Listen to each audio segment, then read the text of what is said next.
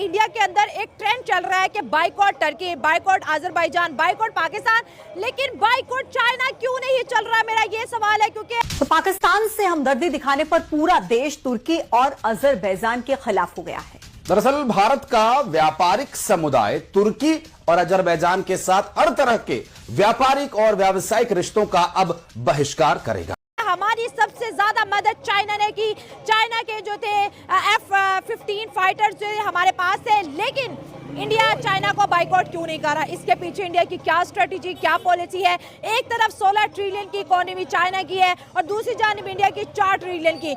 ये शव यात्रा वाराणसी के लम्ही इलाके में निकाली गई, जिसमें एक शव पाकिस्तान का था और दूसरा शव तुर्की का था। हम लोग ये मांग करते हैं कि आतंकवाद जड़ से खत्म। हम प्रधानमंत्री मोदी जी से ये संदेश देना चाहते हैं। दोनों के बीच कैसा टकराव है? 125 बिलियन डॉलर की स्टिल जो है ट्रेड चल रही है।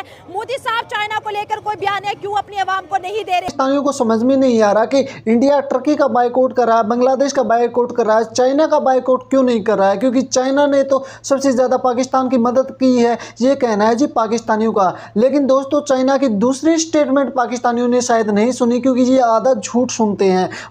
देखें, पहली बात तो इंडिया का जो ऑपरेशन सिंदूर था, इसका जो बैकग्राउंड है, इसके पीछे जो वेस्टर्न पावर्स है मेनली उनका बहुत बड़ा इन्फ्लुएंस है और उनकी ये कोशिश है कि वो इंडिया को रीजनल चौधरी बना दें। और रीजनल चौधरी बनाने के चक्कर में वो उसका मेन टारगेट चाइना है। चाइना को कैसे काउंटर करना है। जो दूसरे बाकी छोटे मोटे स्टेट्स हैं, Pakistan is one of them. Pakistan एक स्टेट है, उसको काउंटर इस तरह से वो ऑपरेशन जो उन्होंने लॉन्च किया सिंदूर के नाम से, उसको काउंटर करने की कोशिश की। बाकी जितने भी रीजनल स्टेट्स हैं, इंडिया कोशिश करेगा कि किसी तरह से इनको काउंटर करके अपनी रीजनल हेजेमनी जो है वो इसी तरह से वो बना सके।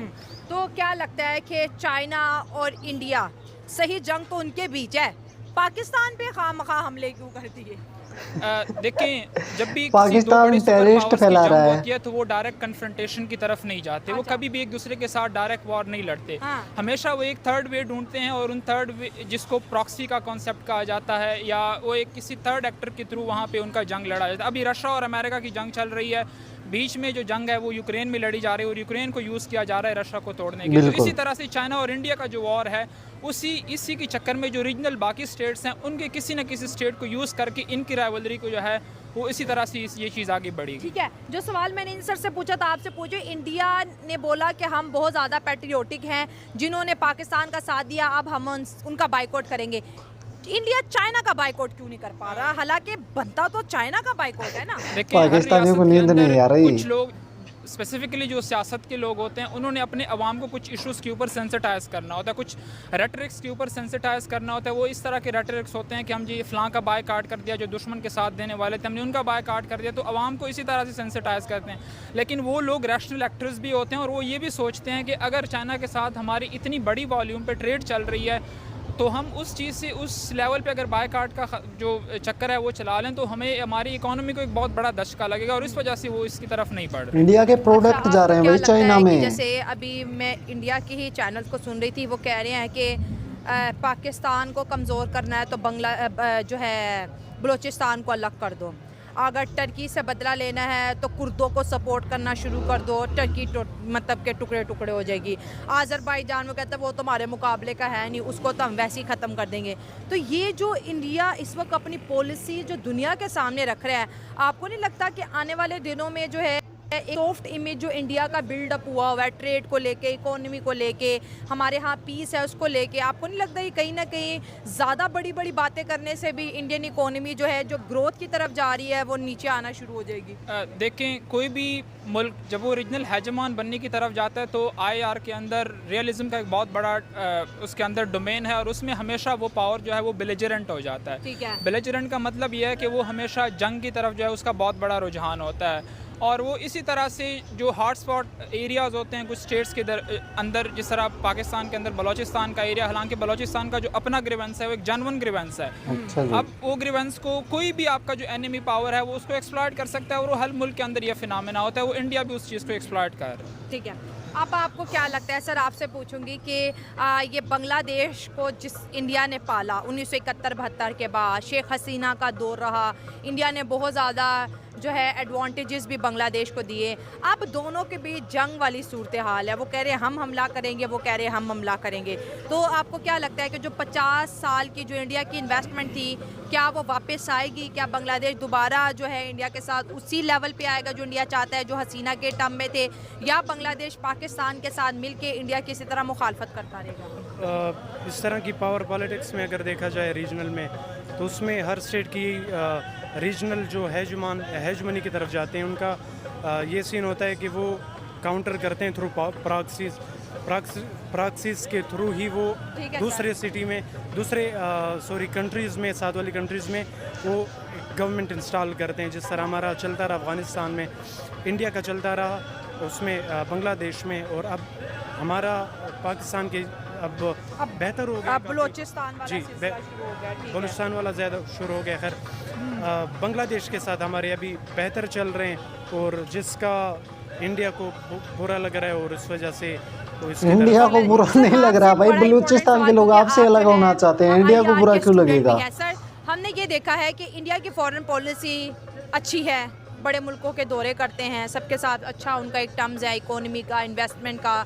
वीज़ा पॉलिसी इंडिया की बड़ी अच्छी है, सबको इजीली ब्लू पासपोर्ट पे जो है वीज़ाज मिल जाते हैं। इस जंग के बाद आपको क्या लगता है, क्या इंडिया जिस तरह दुनिया को गले मिलता था, क्या दुनिया ने इंडिया को वैसा रिस्पॉन्स किया है वार्मली, जैसे इंडिया उनको हमेशा से इम्पोर्टेंस देता था?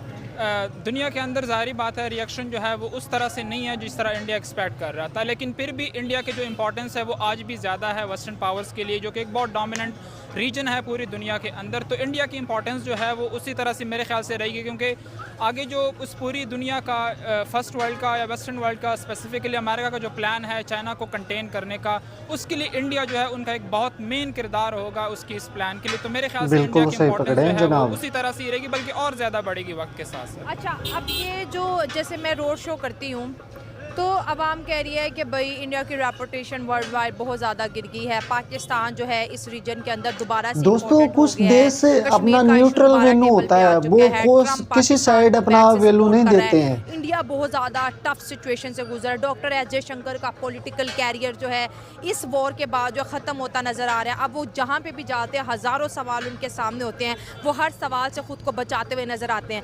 आप इन सवालों को किस तरह देखते हैं? कोई हकीकत है या मन भड़त कहानियाँ बस बनाएं? देखें, बिल्कुल इस बात में हकीकत है कि इंडिया को ऑपरेशन सिंदूर के अंदर पाकिस्तानी फ़िज़ाइया ने जो उनको एक ज़रब लगाई है, उसकी जो एक नाकामी है। आज एक न्यूज़ पढ़ रहा था कि राफ़ेल की जो टीम आई थी इंडिया के अंदर, उस राफ़ेल की तहकीकात करने के लिए इंडिया ने उसको मना कर दिया, अलाउ नहीं किया।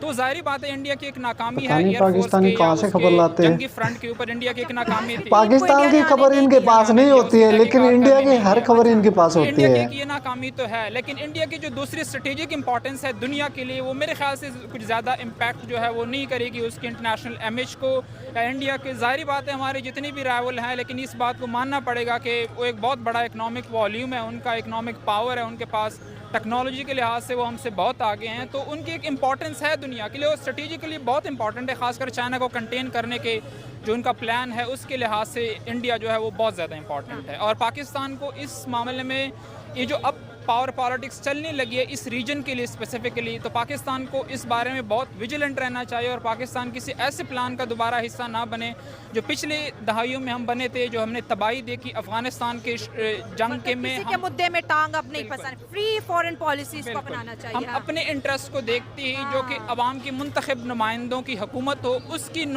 फॉरेन पॉलिसी को हम अपनाएं और उसको लेके चले। हम किसी ऐसी जंग में ना पड़े जिसकी फिर अफगानिस्तान की तरह हम आज उसकी जो खामियाजा है वो भुगत रहे हैं। तो हाथ झाड़ के चला गया, लेकिन फद्दा हमारे गले पर। बिल्कुल भाई पाकिस्तान की पॉलिटिक्स देश को कैसे रिप्रेजेंट करेगी? तुम दूसरों से भीख मांग के खाते हो, दूसरे किसी देश में जाते हो तो उनको पता चल जाता है कि ये कुछ मांगने आए हैं। तुम्हारा काम ही यही होता है कि तुम्हारे यहाँ से आए तो दे के क्या जाएगा, और तुम किसी देश में जाओगे तो वहाँ से लेके क्या आओगे।